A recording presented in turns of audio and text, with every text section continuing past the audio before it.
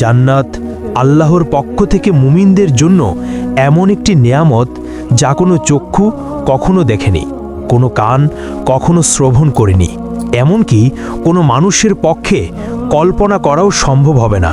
সোজা কথায় জান্নাতের তুলনা কেবল জান্নাত, দুনিয়ার কোনো কিছুর সাথে তার তুলনা হয় না।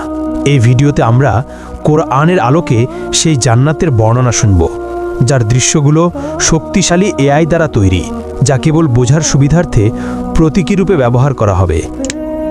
ভয়াবহ হাসরের ময়দানে যখন মানুষের জীবনের প্রতিটি কর্মের হিসাব নেওয়া হবে, তখন কারো ভাগ্যে জান্নাত নির্ধারিত হবে, আবার কারো ভাগ্যে জাহান্নাম।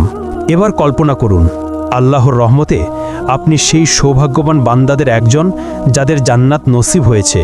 আপনি দাঁড়িয়ে আছেন জান্নাতের দরজায়। চিরশান্তির সুন্দর জীবন কয়েক কদম দূরেই আপনার জন্য অপেক্ষা করছে, কিন্তু ভেতরে প্রবেশের আগে আপনাকে সম্পূর্ণভাবে পরিশুদ্ধ হতে হবে। আপনার শরীর থেকে দুনিয়ার সব অবশিষ্ট দূর করতে হবে। তখন আপনাকে বিশেষ এক নদীতে গোসল করানো হবে। সেই নদীর পানি আপনার সব দুর্বলতা ও ত্রুটি দূর করে ফেলবে। আপনার শরীরের সব লোম অদৃশ্য হয়ে যাবে, দাড়ি, গোঁফ, এমনকি শরীরের অন্যান্য পশমও উধাও হয়ে যাবে।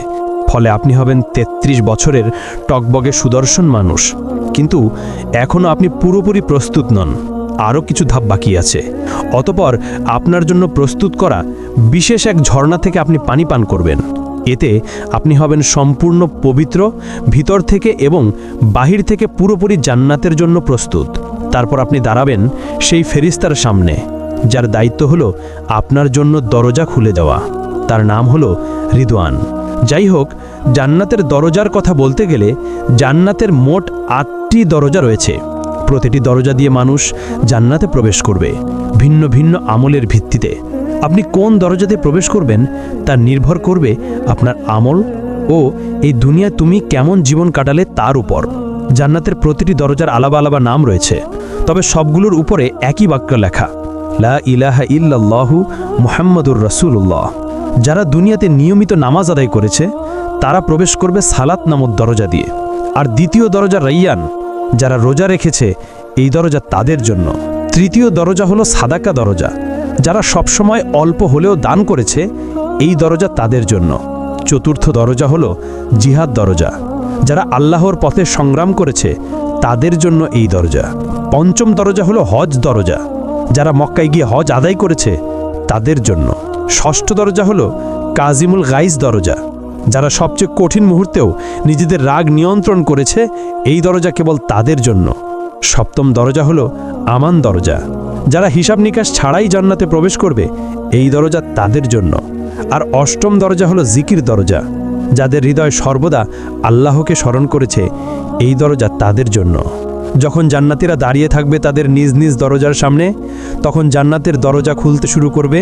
তখন আপনি অনুভব করবেন এক মৃদু উষ্ণ বাতাস আপনার মুখে লাগছে, এমন বাতাস আপনি কখনো অনুভব করেননি। তারপর সেই সুবাস এমন যে আপনার আত্মাকে ছুঁয়ে যায়, এত সুন্দর, এত অনন্য যে প্রায় আপনি মূর্ছা যাবেন।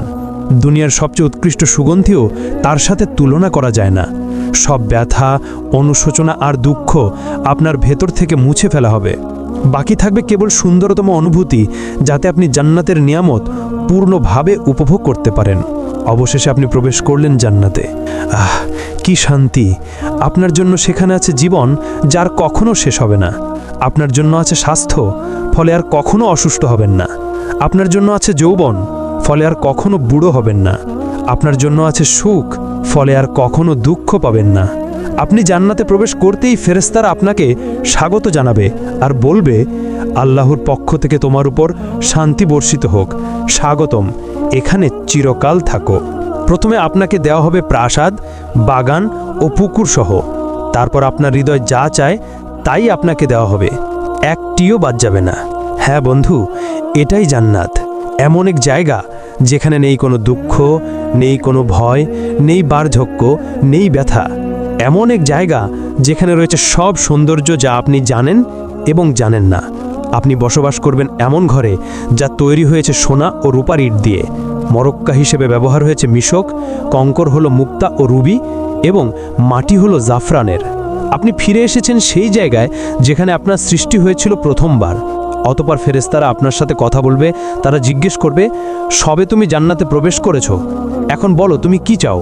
উত্তরে আপনি বলবেন, আমি ইতোমধ্যেই আমার রবের অসংখ্য নিয়ামত ও উপহার দেখেছি, আমাকে আরেকটু সামনে যেতে দাও এবং আরও উপভোগ করতে দাও। তখন ফেরেশতারা উত্তর দিবে, এগুলো তো কেবল সূচনা, তুমি এখনো কিছুই দেখোনি, এর চেয়েও মহান নেয়ামত তোমার জন্য অপেক্ষা করছে। অতঃপর আপনি এগিয়ে চললেন। আপনার সামনে উদিত হলো এক প্রাসাদ, যা পুরোপুরি খাঁটি সোনার তৈরি। এর বারান্দাগুলো মুক্তার মতো ঝলমল করছে। আপনি যতই কাছে যান, কিছু দাসদাসী উপস্থিত হয়। তাদের রূপ যেন ছড়িয়ে থাকা মুক্তার মতো। তারা হাতে ধরে আছে রূপার থালা ও সোনার পাত্র। তারা সালামের মাধ্যমে আপনাকে অভ্যর্থনা জানায়। আপনিও সালামের জবাব দিলেন। আপনি সিদ্ধান্ত নিলেন এখানেই থেকে যেতে, কিন্তু ফেরেশতারা বলল, এর চেয়েও মহান নেয়ামত সামনে আছে, চলতে থাকো। ফলে অবাক হয়ে আপনি আবার হাঁটতে লাগলেন। এবার আপনি দেখলেন আরেকটি প্রাসাদ, যা লালচে রুবি দিয়ে গড়া, এত পরিষ্কার আর উজ্জ্বল যে বাহির থেকে ভিতরের অংশ দেখা যায়। তারপর আপনি তার ভেতরে প্রবেশ করলেন। ভেতরে আছে ৭০,০০০ কক্ষ, অপূর্ব সৌন্দর্য ভরা, যাতে আপনার আত্মা ও দেহ আনন্দে আপ্লুত হয়ে উঠল। প্রতিটি কক্ষে সাজানো আছে খাবারের থালা, ফল, মাংস, পানীয়, সবই আপনার রবের পক্ষ থেকে অসাধারণভাবে প্রস্তুত। তখন আপনি একটি ফলে কামড় দিলেন, তা আপনাকে মনে করিয়ে দেয় আপনার জীবনের প্রিয় সব স্বাদ। তবুও স্বাদটি একেবারেই নতুন, এর আগে কখনো অনুভব করেননি। আপনি এক চুমুক পানীয় পান করলেন, ফলে আপনার হৃদয় ভরে ওঠে অবর্ণনীয় সুখে। হঠাৎ একটি দরজা খুলে গেল। ভেতরে প্রবেশ করলো আপনার প্রিয়জনেরা, আপনার মা, বাবা, প্রিয়তমা স্ত্রী আর সন্তানেরা। আর কি চাই? আনন্দে আপনার নিঃশ্বাস আটকে যাওয়ার মতো অবস্থা। যেসব মুমিনদের সাথে আপনি পৃথিবীতে চলাফেরা করতেন, তারাও এখন আপনার পাশে। তাদের দেহ ঝলমল করছে আর মুখে সুন্দর হাসি। চতুর্দিকে প্রাসাদ, বৃক্ষ, নদী আর নিয়ামত, সব কিছু কেবল আপনার জন্যই সাজানো। এক সীমাহীন জগৎ, যার কোনো সীমানা নেই। অতপর ফেরেশতারা আপনাকে পোশাক পরাবে, জান্নাতের জন্য বানানো বিশেষ পোশাক, সবুজ রঙের, সিল্কের মতো হালকা কিন্তু সমৃদ্ধ কারুকার্যময় ব্রোকেডের মতো ভারী। সেই পোশাকে আছে ৭০টি স্তর, প্রতিটি স্তর ভিন্ন রঙে সজ্জিত। পুরো পরিবেশ যেন এক উৎসব, যা শুধু আপনাকে স্বাগত জানানোর জন্য। শান্ত, প্রশান্ত, অসংখ্য দাসদাসী পাশে প্রস্তুত, যে কোনো মুহূর্তে সেবা দেওয়ার জন্য। আপনি বিস্ময়ে ভাবলেন, এখন আমি কি করব, কোথায় যাব? তখন এক আয়োজন শুরু হলো। একটি মেষ আনা হলো এমন এক জায়গায়, যা জান্নাতবাসী ও জাহান্নামবাসী উভয়ই দেখতে পায়। কিন্তু এই মেষ সাধারণ প্রাণী নয়, এর নাম মৃত্যু। এরপর যা ঘটে তা আপনার হৃদয়কে চিরস্থায়ী শান্তির আরও কাছাকাছি নিয়ে যায়।